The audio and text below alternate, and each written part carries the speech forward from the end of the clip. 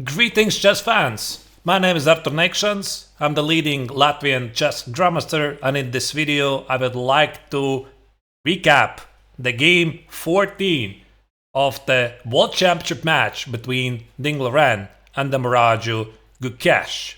I'm gonna already give you spoilers. We have a world champion. This game finished in a decisive result seconds ago, but instead of spoilering who became or kept the world championship title, you're gonna have to see the recap first. So here we go. Ding was playing with white color, Gukesh was playing with black, and the game opened up with knight f3.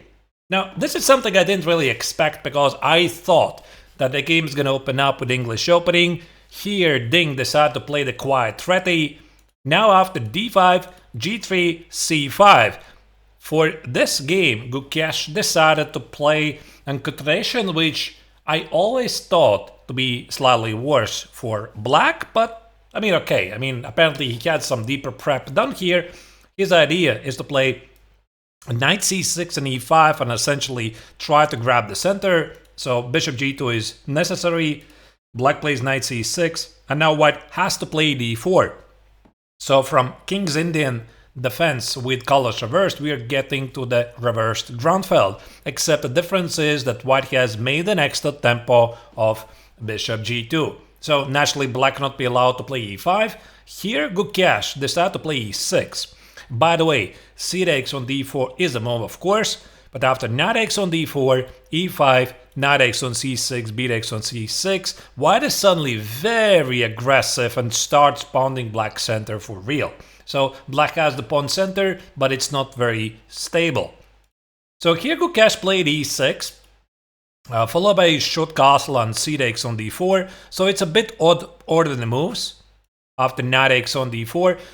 To be honest, I was not really impressed by Gukesh's choice because I felt that this is definitely a very safe position for Ding Liren. So c4 and knight c3 is incoming. Typical Catalan positions are possibly arising here. And here Gukesh played this move knight g to e7, which apparently was a surprise. Well, I don't really know what it changes because white can still play c4 here. Now Gukesh decided to take on d4. The point here is after d takes on c4 here, I think that white can get a nice game by something like knight b5, threatening some fork here on d6, or maybe potentially also on c7.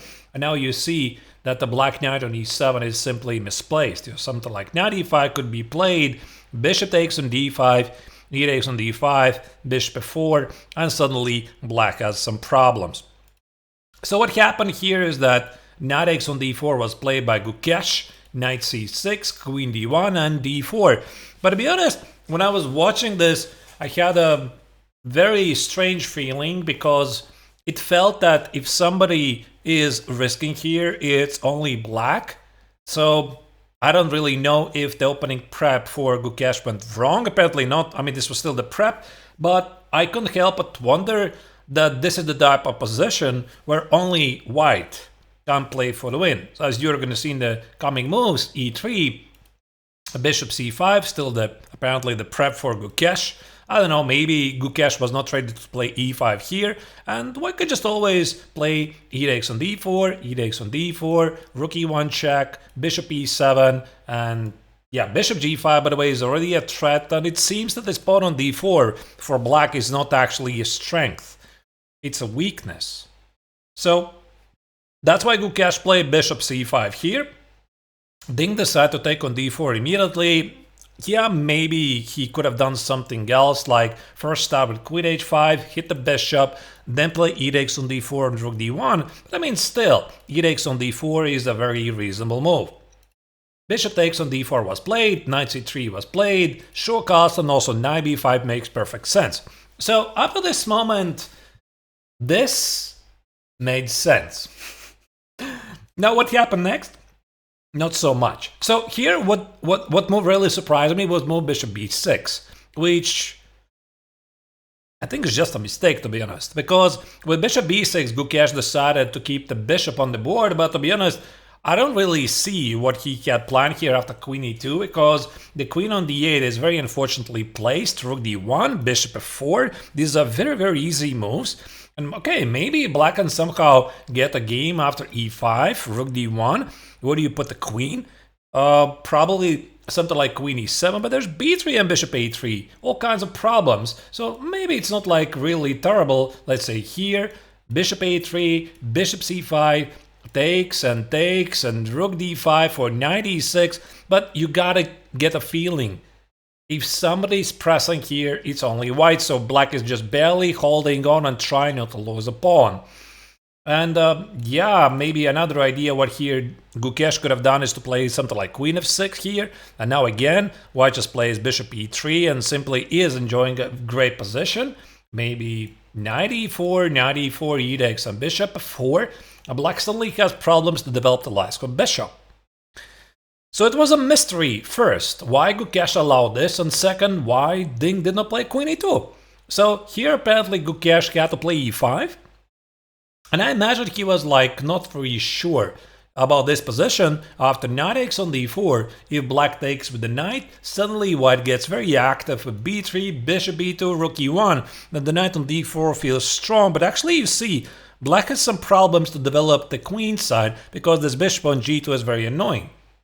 Now instead here black will play e takes on d4. Now here Ding can still play b3, let's say bishop e6, bishop b2, and simply try to take on c6. So queen d7, takes, queen takes on d4, threaten with a mate, f6, and play this position, which probably is still quite a dead draw, but white has a pawn. After all, in the obstacle bishop middle game.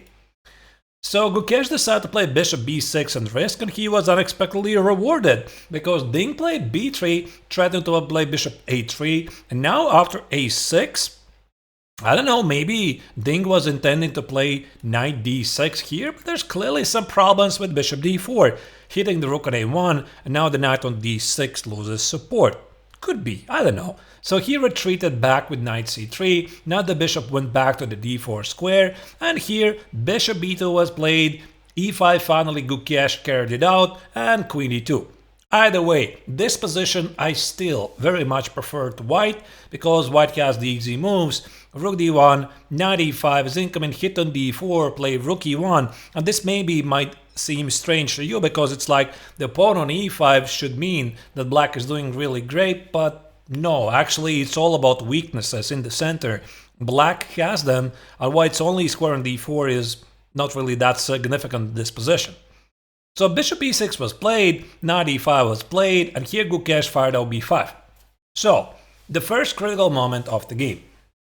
I think at this point Gukesh was already slightly happy that he avoided the greater trouble, and this position for black is slightly worse, but holding on. So here white could have played rook e1 for example, apply some pressure here, b takes, and yeah, I don't know how black is supposed to continue, maybe something like queen d6, try to solidify the center, and here white is just pushing. You know, we call this in chess a free roll, bishop takes on d4, knight takes on d4, rook c1, threaten to play c5, maybe tickle the pawn on e5 with something like queen e3, maybe play a 4 at the right moment, so white is slightly better but not a big deal. Now what happened here surprised many, but maybe if we were following closely the match, how it was unfolding, maybe not really that surprising. So here c takes on b5 was played. So Ding willingly gave up the pawn on the support of the knight on d5 to liquidate the position. He played knight f4. Now you see, the knight on c6 is under attack, and after e takes on f4, bishop takes on c6, bishop b2, queen b2, rook b8, this position is getting really dry. So you would think, alright, so this is happening like in 2 hours or slightly less, this game is definitely heading to a draw. Now this seemed to be the case. So, but as it happens, the game only started here, and not for the reasons that you think. So here, rook fd1 was played by Ding, which is a reasonable move, so I don't think here with c takes on b5 move, the world champion is ambitious, so he just wants to liquidate this game and head to the endgame. So queen b6, and now the question is, what's the easiest way to liquidate into heavy piece dead drawn endgame? I think it's actually just bishop d7 to make sure that the light square bishop cannot avoid a capture, and the game could continue something like f takes and h takes and whatever. Bishop d7, rook d7, double rooks, trade the queens, trade the rooks, 3 queens, 3 pawns for black against 2 at the king side, trade the b pawns. It's just a dead draw, shake hands in 5 minutes. This was the expectation of many, including me. The other idea was also bishop d5, and I felt that this is complicated game slightly too much, because black can just play like bishop g4, keep the game going, and maybe try to expose the white king with h5, h4, with the queens on the board. Maybe the game continues. Alright, so what happened here was bishop f3, which is a normal move. And when I was watching this, I was a bit surprised that Ding did not play bishop d7 and bishop f3 like first force black to take on g3, which happened very quickly. So Gukesh played b4 to fix these pawns at the queen side, and I thought, okay, now we are gonna definitely see bishop d5 here, right? So there's no way that black can now go for a king side attack like bishop g4. Maybe he can actually, like bishop g4, h5, h4, but white can always centralize the pieces, put the bishop back, play rook e1, that's a target on b4. So probably after this bishop d5, Gukesh would just trade on d5, and we are still getting the easy draw. And now something really strange happened here. I just cannot explain it. The world champion played a4. When I saw this, I gotta tell you this, I was genuinely shocked. I was shocked because I don't understand why. Why would you do that? So why would you enter this position where you're just giving up the pawn on b3 and then try to hold on in an endgame? So I mean, given that being said, you cannot take on b3 because there's rook b1, but I mean, black can just play some quiet move like g6, and now I thought maybe you can protect the pawn somehow. Now that's weakness, and black can lift the queen to the king side and try to expose the king while the pawn on b3 is a constant weakness. It's not a strength, it's not going forward, it's a weakness, especially with the queens on the board. And now Ding just played queen d4 and gave up the pawn for nothing. And I was watching this, I just could not believe. Why? Why would you do that? I mean, again, here, you have this position, there's no danger whatsoever. Just play queen e4, trade the queens, or play bishop d5. I mean, there's like a million ways to draw this. Queen e5 is a move, bishop d5 is a move, rook d1 is a move, whatever. As long as you're not blundering something heavy, this is the dead draw. So he gave up the pawn, just like that, and Gukesh was trying to keep the queens on the board. Which, I mean, he could have already traded queens immediately. There you go. And we just enter this endgame, which is still a draw. But you know, in poker, there's such a term, a free roll tournament. So a free roll tournament, it means you're entering a tournament with no entry fee. Like, let's say there's a couple of hundreds for players, only one prize. But you're playing for free. So for Gukesh, this is a free roll. He's just playing for free. There's no risk whatsoever for him to not to play this on. And I'm very surprised that Ding entered this position and he thought this is going to be an easy draw. I can only conclude this was purely the nerves and nothing else. So it was like a very strange moment, this a4. Can't explain it. Either way, fast forwarding here, Gukesh was trying to apply some pressure, he was trying to make a progress, and naturally, with a perfect play, it's impossible to make a progress here for black. Still, Gukesh was trying to keep both rooks and bishops on the board, because if you trade the bishops, we would again enter the rook endgame 3 pawns versus 2 at the king side, which is an easy draw. The bishop endgame is an easy draw, so Gukesh cannot trade pieces, but what he can do, he can advance the pawns. When I was looking at this, I got a feeling we might be heading for rook and bishop versus rook endgame eventually. So black is going to advance the pawns, white's going to trade them, and then give up the bishop for the remaining pawn. That's a theoretical draw, but you know, in practice it's never really so clear. So here Gukesh was making a progress, and here maybe this is the position that Ding saw from the very beginning. He thought it's a very easy fortress, because seemingly black cannot play f4 easily without trading the rooks, which is going to be a dead draw. And about here, a couple of moves later, Gukesh came up with an amazing sequence. He played, first there was this move, but here Gukesh played rook b2, and his idea was to play here. And about here, Ding became very nervous, because suddenly he realized with the king being cut off, how about bishop e1 or bishop e4 idea? I'm talking about, let's say, white does nothing here, bishop goes here, here, the king goes around, and it goes again around, and it goes here, and it goes here. Listen, this is not so easy anymore. Look at this, engine actually says you just lost it. So you cannot make play it like this. Engine actually says the only move for white is bishop g2. Black can play bishop e4, rook a4 check, and king goes here, rook a3 check, and somehow this is holding on. But I mean, listen, this already feels so close, because white can never enter this endgame, this pawn endgame, without the pawn on f5, even it's lost. It's a lost endgame.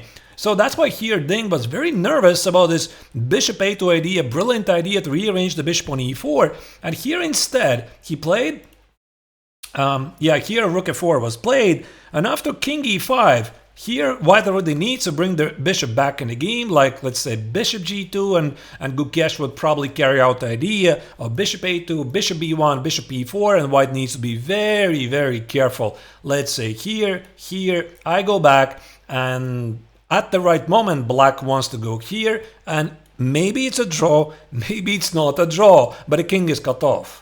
You know, it's very, very scary. Okay, here apparently it's an easy draw, but I think that Gukesh can simply improve the moment when to play this bishop e4 idea. So with the rook on f4, white loses the maneuverability. So what happened here, that was, I guess, the only logical outcome. So you see Gukesh had 1 hour and 7 minutes, Ding was having only 9 minutes, and he played rook f2. So remember what I said. Black cannot trade the rooks or the bishops unless he trades them both. And unfortunately for Ding, he forgot that his bishop is on a8. So he played rook f2 with the mindset that Gukesh can never ever trade the rooks.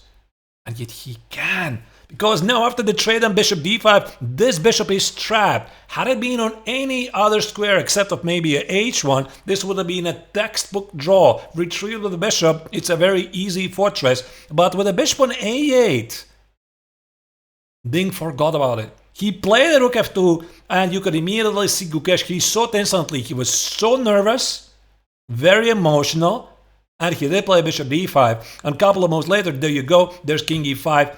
Resignation on the board, because king d3 is f4. This is very basic endgame. King g3, king h2, and also if white goes down to like king f2, the king can go around and outflank the king. What an end!